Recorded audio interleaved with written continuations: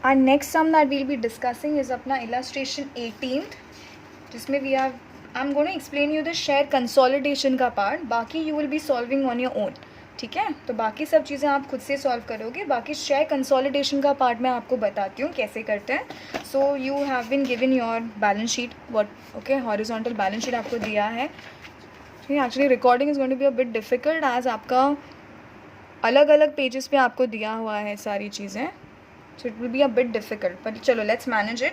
So your first आपको क्या दिया है यहाँ पे, following scheme of reconstruction was approved and implemented. First adjustment है आपका, the preference shares were reduced to 7.5 per share. Okay, तो आपका प्रेफरेंस शेयर्स अगर आप पीछे पेज टर्न करते हो ना, तो आपका प्रेफरेंस शेयर्स आपको कितना गिवन है ऑलरेडी, ₹10 ईच का गिवन है. ₹10 का आप 7.5 कर रहे हो, मतलब कितने से रिड्यूस हो रहा है, 2.5 से रिड्यूस हो रहा है. तो आपका जितना पहले तो आपका जितना न्यू शेयर्स आ रहा है that is 8% preference shares. New आप लिखोगे यहाँ पे. Okay, hold on. ये आपका न्यू जो इशू हो रहा है वो रहेगा. ओल्ड जो जा रहे हैं वो ₹10 वाले जो जा रहे हैं वो आपका 7.5 का न्यू इशू हो रहा है.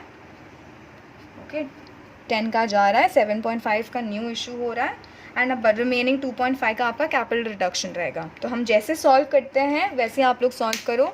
सिमिलरली योर एडजस्टमेंट ए में ही आपको दिया है, preference shares will reduce to 7.5 per share and equity shares to ₹2 per share.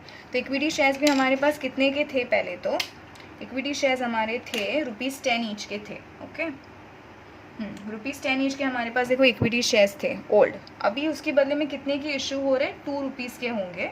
सो आपका कैपिटल रिडक्शन टोटल 8 से होने वाला है. ओके, सो हम नॉर्मली जैसे पास करते हैं हमारा ओल्ड न्यू का एंट्री, वो दोनों के केस में आप पहले पास कर दोगे.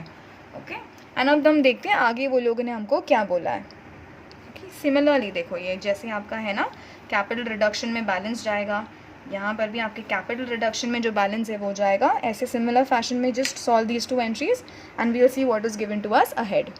Okay, now if you read your adjustment number B ना, योर एडजस्टमेंट बी, तो आपको पता चलेगा आफ्टर रिडक्शन, मतलब अभी जो हमने 2 जर्नल एंट्रीज पास की ना, प्रेफरेंस शेयर्स इक्विटी शेयर्स की, वो सब एडजस्टमेंट के बाद what is happening, both the classes of shares वो कंसोलिडेटेड इनटू ₹10 का शेयर्स. ठीक है, तो पहले ना बोथ द क्लासेज में पहले हम क्या लेंगे, हमारा प्रेफरेंस शेयर्स ही लेते हैं पहले.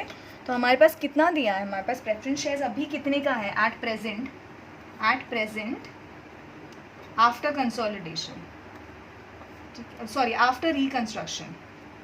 कंसोलिडेशन है, अभी रिकन्स्ट्रक्ट करने के बाद हमें कितना मिल रहा है हमारा प्रेफरेंस शेयर्स. ठीक है, so from your journal entry देखो ना, न्यू आपने जहाँ पर लिखा है जर्नल एंट्री में न्यू, तो कितना है ये 40,000 प्रेफरेंस शेयर्स ऑफ ₹7.5 ईच. तो आपका न्यू जो बैलेंस शीट में आप कैरी फॉरवर्ड करोगे, ठीक है, बैलेंस शीट में जो जाएगा, जो बैलेंस शीट में आपका कैरी फॉरवर्ड होने वाला है वो कितने हैं आपके शेयर्स, 40,000 प्रेफरेंस शेयर्स हैं आपके. ठीक है, we are discussing preference shares first. 40,000 preference shares of ₹7.5 each. तो मतलब इन शॉर्ट आपके पास कितने की प्रेफरेंस शेयर्स हैं आपके पास अभी एट प्रेजेंट, 3 लाख के आपके पास प्रेफरेंस शेयर्स हैं. ठीक है, आपके पास 3 लाख के प्रेफरेंस शेयर्स एट प्रेजेंट है. टोटल अमाउंट आपका 3 लाख है. वो लोग क्या बोल रहे हैं आपके एडजस्टमेंट बी में कि आफ्टर रिडक्शन, ठीक है, यो बोथ क्लासेस ऑफ शेयर्स वो कंसोलिडेटेड इनटू ₹10 का शेयर. अभी ना पहली बात तो क्या है, ये 7.5 ₹10 होने वाला इतना अपने को पता है, लेकिन हमको कंसोलिडेशन का क्या मतलब है कि ऐसे वे में इसको एडजस्ट करो कि ये ₹10 तो हो जाए लेकिन ये अमाउंट चेंज ना हो, ये 3 लाख का 3 लाख ही रहे. कंसोलिडेशन का क्या मतलब है, ये आपका 3 लाख का 3 लाख ही रहेगा, लेकिन इसको आप तो कैसे भी करके ना ₹10 करना है. Okay, this should remain the same, your final capital amount should remain the same in consolidation. Okay, but ये 7.5 पर शेयर था ना, तो अभी वो हम 10 रुपीज़ का पर शेयर कर देंगे. So this is your consolidation.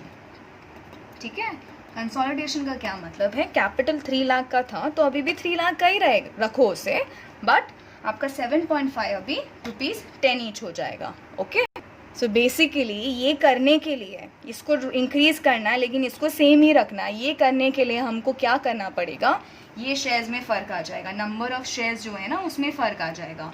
तो अभी 3 लाख डिवाइडेड बाई 10, अभी कितने शेयर्स हो रहे हैं, ये 30,000 शेयर्स हो रहे हैं. ओके, अभी आपके पास कितने प्रेफरेंस शेयर्स हो रहे हैं, आपके पास 30,000 प्रेफरेंस शेयर्स हैं ऑफ ₹10 ईच, जो हमारे कंसोलिडेशन में 3 लाख की अमाउंट रखेगा आपकी बैलेंस शीट में। ओके, बैलेंस शीट में instead of writing 40,000 shares of ₹7.5 जो 3 लाख देगा, what will you carry forward 30,000 shares of ₹10 each eight ₹3 lakh. ठीक है, तो इसमें क्या हमारा जर्नल एंट्री क्या होने वाला है, इसमें क्या जा रहा है और क्या आ रहा है। पहली बात तो आपका 40,000 7.5 का शेयर जा रहा है, तो आप क्या लिखोगे यहाँ पे, जो भी जाता है आपके क्रेडिट में आता है, तो कितना परसेंट है आपका 8%। प्रेफरेंस शेयर कैपिटल और न्यू हमारा क्या न्यू इशू हो रहा है, कितने शेयर्स है 30,000 शेयर्स ऑफ ₹। मैं कहाँ पर लिखूँ, ये 3 लाख अमाउंट तो हमेशा सेम ही रहेगा, अमाउंट तो सेम ही 8% प्रेफरेंस शेयर कैपिटल, लेकिन ये क्या हो रहा है आपके 30,000 शेयर्स ऑफ ₹10 ईच है।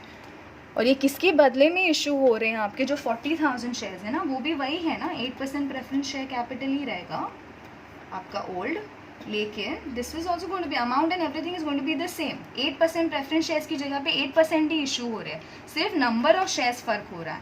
तो this is going to be of 40,000 के बदले में 40,000 जो 7.5 पर शेयर था ना, अभी वो 30,000 शेयर्स ऑफ ₹10 ईच हो रहा है। तो this will be the journal entry that will be passed.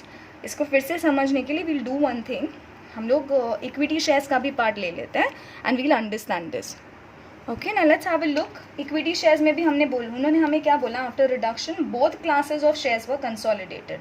तो अभी देखते हैं हमारे पास इक्विटी शेयर्स हमारे पास कितने हैं एट प्रेजेंट।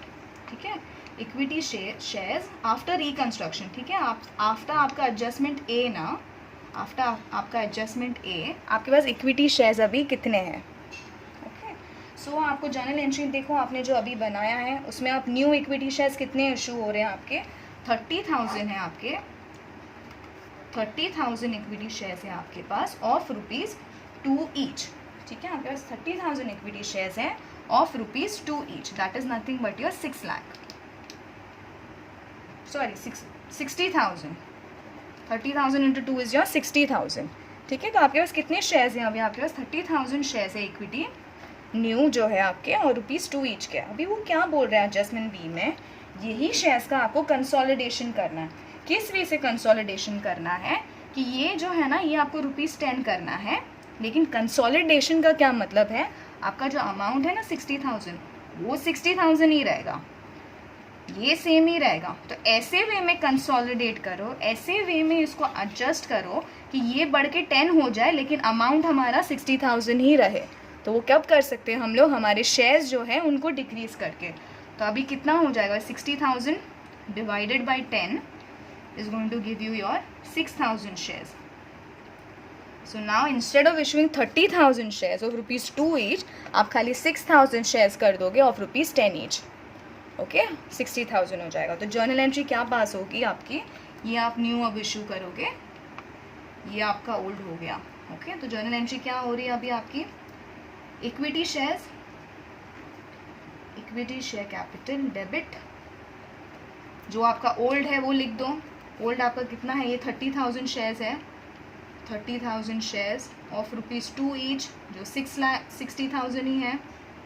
और आ क्या रहा है इसकी जगह पे, दिस इज ओल्ड, इसकी जगह पे आपका equity share capital that is 6,000 into 10 new, final amount आपका 60,000 ही रहने वाला है। Okay, so these journal entry you will be passing in your case of equity shares. I hope the consolidation part is clear. Remaining अभी क्या दिया आपको, चलो next वाला भी ले लेते हैं, adjustment C. Okay, solving your adjustment C now. What have they given? One new equity share of ₹10 each was issued for every ₹40 of gross preference dividend. तो पहले तो preference dividend है कितना वो फाइंड आउट करते हैं ना, कितना डिविडेंड हमको पे करना है वो पहले फाइंड आउट करते हैं। सो यह प्रेफरेंस डिविडेंड वर्ड देखो कहाँ पे यूज़ हो रहा है, आपकी बैलेंस शीट के नीचे नोट दिया है, preference dividend was in arrears for 4 years, मतलब टोटल ना 4 साल का अब तक अरियर्स में है, अब तक दिया ही नहीं हमने डिविडेंड। तो हमारे आ जाओ प्रेफरेंस शेयर्स के पास। सो ये ओल्ड बैलेंस शीट में आपको कितने शेयर्स दिए हैं, 40,000 शेयर्स हैं आपके पास, 40,000 प्रेफरेंस शेयर्स है। ठीक है, 40,000 क्यूमुलेटिव प्रेफरेंस शेयर्स है ऑफ ₹10 ईच ही है, ऑफ ₹10 ईच है। ठीक है। और इसमें से आपका कितना हो जाएगा, आपका प्रेफरेंस डिविडेंड का, ये प्रेफरेंस डिविडेंड के लिए आपका रेट कितना दिया आपको, 10% रेट है आपका, 8% रेट है, सॉरी। सो देखते हैं 1 साल का कितना आता है हमारे पास प्रेफरेंस डिविडेंड। ओके, सो 4 लाख जो है ना, ये आपका देखो 40,000 shares of rupees 100 each is nothing, of your rupees 10 each is nothing but your 4 lakh का 8%। तो आपका कितना हो जाता है ये ना, आपके पास 32,000 का पर ईयर आता है। पर एनम ना प्रेफरेंस डिविडेंड 32,000 है, लेकिन 4 साल के लिए अरियर्स में रखा हुआ है। ओके, फिर सी योर नोट्स ना, 4 साल के लिए अरियर्स में है, तो इंटू 4 ईयर्स। तो अभी कितना है आपका, 32,000 इंटू 4 अगर करते हैं तो आपको मिलता है 1,28,000 टोटल अभी अरियर्स में पड़ा हुआ है। ठीक है, 1,28,000 आपका टोटल अरियर्स में पड़ा हुआ है। तो आपका प्रेफरेंस डिविडेंड हम यहाँ पे लिख देती हूँ मैं कि 1,28,000 है। ओके, प्रेफरेंस डिविडेंड आपका कितना है 4 साल का, 1,28,000। अभी वो लोग ने क्या दिया हमें एडजस्टमेंट सी में कि 1 new equity share of rupees 10 each was issued for every rupees 40 of gross preference share. मतलब एक इक्विटी शेयर हम दे रहे हैं, ठीक है, सॉरी रुपीज़ 40 का अगर हमारे पास है ना हेल्ड, यहाँ पे लिख देते हैं, अगर रुपीज़ 40 हमारा प्रेफरेंस डिविडेंड है तो उसके बदले में क्या रेशियो बन रहा है हमारा, एक प्रेफरेंस शेयर हम, एक हमारा इक्विटी शेयर हम इशू करेंगे। या फिर ऐसे नहीं समझना है तो हम क्रॉस मल्टीप्लाई यूजुअली वे से करते हैं। हम क्या करने वाले, for every rupees 40 of your preference, pen नहीं चल रहा है, 1 मिनट। हाँ, ठीक है, तो हमको क्या दिया है वो लोग ने कि for every rupees 40 of your preference dividend that is left ना, हम आपको क्या देंगे, हम आपको एक इक्विटी शेयर देने वाले हैं। ठीक है, of rupees 10 each, of rupees 10 each. For every 40 rupees हम आपको 1 equity share of rupees 10 each देंगे। तो अभी पेंडिंग है कितना हमारे पास, हमारे पास तो इतना पेंडिंग है, 1,28,000 का हमारे पास पेंडिंग है ना। तो उसके बदले में हम कितने इक्विटी शेयर्स अभी देने वाले ऑफ रुपीज़ 10 ईच, तो हम क्रॉस मल्टीप्लाई करेंगे, हमें कितना मिलेगा, 1,28,000 इंटू 1, ओके, 1 शेयर जो आपका रुपीज़ 10 ईच है इन शॉर्ट, ये एंड में हम करते हैं मल्टीप्लाई, चलो, डिवाइडेड बाय 40। हम कितने इक्विटी शेयर्स उनको देने वाले, 1,28,000 divided by 40, that is going to be a 3,200 equity shares of rupees 10 each, of rupees 10 each. तो इन शॉर्ट अभी आपके पास कितना है, 32,000 का आप क्या करने वाले हो, अमाउंट है आपका, इक्विटी शेयर्स आप इतने अमाउंट का इशू करने वाले हो। तो आपका क्या हो जाएगा, जर्नल एंट्री क्या हो जाएगा ये केस में, अभी आपका जो प्रेफरेंस डिविडेंड है वो आपको पे नहीं करना पड़ रहा है, लेकिन आपको क्या इशू कर रहे हो उसकी जगह पे आप 32,000 का इक्विटी शेयर्स इशू कर रहे हो। तो अभी जब कोई चीज़ इशू होती है ना, हमारा इक्विटी शेयर्स इशू हो रहा है, न्यू शेयर्स आ रहा है, so what shall we write down, will write down 2 equity shares new. और कितने आ रहे हैं ये न्यू इक्विटी शेयर्स चाहिए, तो ब्रैकेट में भी write down 3,200 equity shares of rupees 10 each. Final हमारा अमाउंट क्या जाएगा, 32,000। ठीक है, और ये क्या हो रहा है, इतने से हमारा कैपिटल रिडक्शन हो रहा है। ओके, प्रेफरेंस डिविडेंड क्योंकि ना एनीवे आपकी बैलेंस शीट में नहीं लिखा होता है, so we not write down preference dividend over here और समथिंग। हमारा ये क्या हो रहा है, इक्विटी शेयर बढ़ रहा है ना हमारा, तो हम उसे कैपिटल रिडक्शन में ही डाल देंगे, ये हाईलाइट होना ज़रूरी है। बाकी प्रेफरेंस डिविडेंड का क्या हो रहा है वो तो वैसे भी हमारी ओल्ड बैलेंस शीट में preference dividend is not given to us separately. ठीक है, वरना हम करते हैं यहाँ हम प्रेफरेंस डिविडेंड लिखते हैं, उसको इतना इक्विटी शेयर्स दे रहे लिखते हैं, बैलेंस हमारा कैपिटल रिडक्शन हो रहा है, नहीं, वो सब का ज़रूरत नहीं है अभी। This will be your journal entry that will be passed. Okay, next आपको दिया the balance of securities premium was utilised. Balance of securities premium क्या है, आपको कितना दिया है सिक्योरिटीज़ प्रीमियम, 10,000 का सिक्योरिटीज़ प्रीमियम आपकी बैलेंस शीट में है। ओके, सो आपका एडजस्टमेंट डी क्या बोल रहा है, आपको 10,000 का जो सिक्योरिटीज़ प्रीमियम है ना वो यूटिलाइज हो रहा है। यूटिलाइज का क्या मतलब है, अभी पूरा का पूरा हमने यूज़ कर लिया और अभी वो बचा ही नहीं है, पूरा सिक्योरिटीज़ प्रीमियम का हमने बैलेंस यूज़ कर लिया, अभी हमें न्यू बैलेंस शीट में ट्रांसफ़र करने के लिए कुछ बचा ही नहीं है, मतलब जीरो अमाउंट ही बच रही है। तो आपका सिक्योरिटीज़ प्रीमियम जा रहा है, पूरा यूज़ कर दिया, मतलब पूरा का पूरा जा रहा, बैलेंस शीट में नहीं आएगा। सो जब आता है सिक्योरिटीज़ प्रीमियम तो हम हमेशा उसे सारी लायबिलिटीज़ को क्रेडिट में लिखते हैं। अब सिक्योरिटीज़ प्रीमियम जा रहा है, so will write down securities premium account debit 10,000 to क्या हो रहा है इससे हमारा capital reduction 10,000। Okay, so this was your adjustment D. उसके अलावा आपको plant and machinery, furniture, goodwill, share issue expenses, debit balance of P&L account, debts, obsolete stock, everything is suppose to be written off, तो वो आप right of कर देना अपने हिसाब से। Contingent liability for which no provision has been made was settled for ₹14,000, ये हम देखते हैं, ठीक है। ये थोड़ा एडजस्टमेंट ट्रिकी है, बाकी सब सेम थे। हाँ, एडजस्टमेंट जैसे अब तक हमने किया है सबका सेम इफेक्ट पास होगा। चलो let's have a look at your adjustment E. Adjustment E में वो लोग ने क्या बोला है ना, कंटिंजेंट लायबिलिटी जिसका कोई ऊपर प्रोविजन नहीं है, देखो नोट्स टू अकाउंट में लिखा हुआ है प्रेफरेंस डिविडेंड के नीचे नोट है ना, वहाँ पे आपके क्वेश्चन में बी पार्ट देखो, there was a contingent liability of 20,000। तो एक ऐसा ना लायबिलिटी था जिसका हमने कोई प्रोविजन करके नहीं रखा है, खाली अराइजिंग लायबिलिटी था 20,000 का वर्कमैन कंपनसेशन के लिए। कोई इंजर हो गया है अभी और हमको 20,000 उनको पे करना पड़ रहा है, वो वर्कमैन को 20,000 का, ठीक है। तो हमको क्या बोलता है एडजस्टमेंट, कंटिंजेंट लायबिलिटी फॉर विच जिसका कोई प्रोविजन नहीं था हैज़ बिन सेटल्ड एट 14,000। तो 20,000 की जगह ना वो जो वर्कर है उसने बोला मैं माफ़ करता हूँ, खाली मुझे 14,000 आप लोग दे दो। तो दिस वर्कर इज टेलिंग कि 20,000 मत दो, मुझे खाली 14,000 आप लोग दे दो, ठीक है। So this thing is not going to be carried forward. आपका कितना है अभी कंटिंजेंट लायबिलिटी, 14,000 पे सेटल हुआ है, 14,000 पे आपका सेटल हुआ है ये वाला लायबिलिटी। तो अभी क्या होने वाला है, आपको क्या पेमेंट करना पड़ रहा है ना, इन शॉर्ट इतना आपको पैसा देना पड़ रहा है, ठीक है। सो इन शॉर्ट आपका क्या हो रहा है, आपका कैश बैंक जा रहा है। सो क्रेडिट वर्ड गोज आउट, तो जर्नल एंट्री क्या पास होगा ये वाले केस में आपका टू बैंक अकाउंट 14,000, ठीक है। फाइनल पेमेंट 20,000 था, लेकिन फाइनली क्या हो रहा है, नहीं मुझे सिर्फ 14,000 दे दो जो आप लोग कर रहे हो, जो आप लोग दे रहे हो। तो आपका क्या हो रहा है, पैसा जा रहा है, दैट इज आपका cash bank is going out. So आप लोग क्या करोगे, उससे आपके क्रेडिट साइड पे टू बैंक 14,000 और बचा हुआ जो बैलेंस रहता है हम लोग वैसे भी कैपिटल रिडक्शन अकाउंट में डालते हैं। So capital reduction account 14,000 and your 14,000। ये आपका ना जो एडजस्टमेंट नंबर एच है उसका फर्स्ट पार्ट है।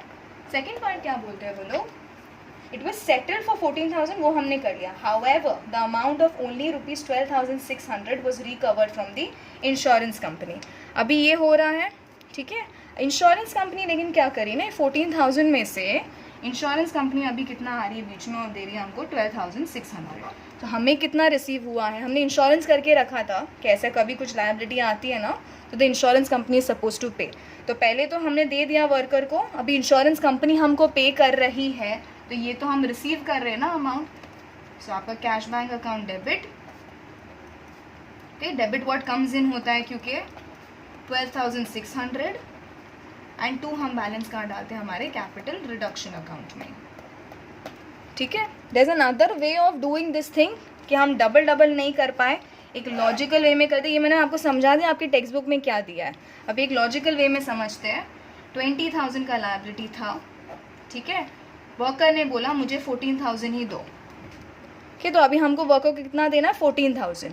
14,000 में से 12,600 पे करना है, ये हमें वर्कर को पे करना है। अभी यहाँ पे लिखती हूँ मैं, पे करना है 14,000 में से ये 12,600 जो है ना हमको हमारी इंश्योरेंस कंपनी ने दे दिया, okay, received from insurance company. तो अभी कितना हमको इन शॉर्ट हमको अपनी जेब से कितना पे करना पड़ रहा है वर्कर को, कंपनी को अपने पॉकेट से कितना पे करना पड़ रहा है। डिफरेंस क्या है आपका, 14,000 minus 12,600 is your 1,400। Finally this much is the amount that is payable, ठीक है। तो आपका क्या पास होने वाला है, to bank account, credit what goes out 1,400। तो ये मैं यहाँ पे और लिख देती हूँ सो दैट आपको समझेगा कि दो एंट्रीज अगर नहीं पास करनी तो कंबाइन करके एक लॉजिकल सेंस में कैसी एंट्री पास होगी, ओके। टू बैंक, अब आपका बैलेंस आप वैसे भी कैपिटल रिडक्शन अकाउंट में डालते हो, so capital reduction account will be debited with your 1,400। This is the entry you will pass. Anyway यहाँ से भी जब आप ये दो एंट्री भी पास करोगे ना, फाइनली कैपिटल रिडक्शन में ना 1,400 का ही इफेक्ट दिखने वाला है, ओके। सो टेक्स्ट बुक में क्या किया वो भी मैंने बता दिया, लॉजिकली आप ऐसे भी कर सकते हो, ओके। लास्ट में आपको दिया है एडजस्टमेंट आए हैं आपके पास, debenture holders agree to forgo the principal amount by ₹30,000 and accrue debenture interest in full. इसका क्या मतलब हो रहा है, अभी आपके जो डिबेंचर होल्डर्स हैं ना, कितने के हैं आपके debenture holders, this is adjustment आए, कि आपका एडजस्टमेंट आया है, आपके डिबेंचर होल्डर्स है 1,20,000 के हैं, तो उन्होंने क्या बोला है 1,20,000 के डिबेंचर्स अभी हम 30,000 से हम फोरगो कर देते हैं। ओके मतलब हम कम कर देते हैं 30,000 से हम के अमाउंट को कम कर देते हैं। तो पहले तो क्या हो रहा है आपका 9% जो डिबेंचर्स है कितने से जा रहा है, वो 30,000 से आपका 9% डिबेंचर्स जा रहा है। तो आपके ओल्ड ना, आपका ओल्ड कितना है 30%, 30,000 आपका डिबेंचर्स जा रहा है। ओके और क्या जा रहा है, अक्रूड डिबेंचर इंटरेस्ट भी जा रहा है।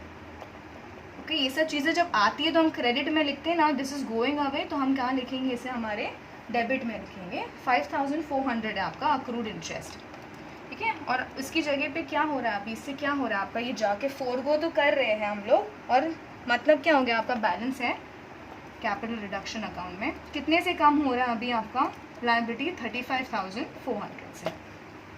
ओके न्यू डिबेंचर्स इशू नहीं हो रहा है इसकी जगह पे, इतने से कम हो रहा है। ओके तो हमने क्या किया, जितने से कम हो रहा है उसको हमने डेबिट इफेक्ट देके बचा हुआ कैपिटल रिडक्शन में डाल दिया। Okay and I think that was it. Okay you can make your balance sheet after that. कुछ डाउट है तो मुझे बताना, but this was your some.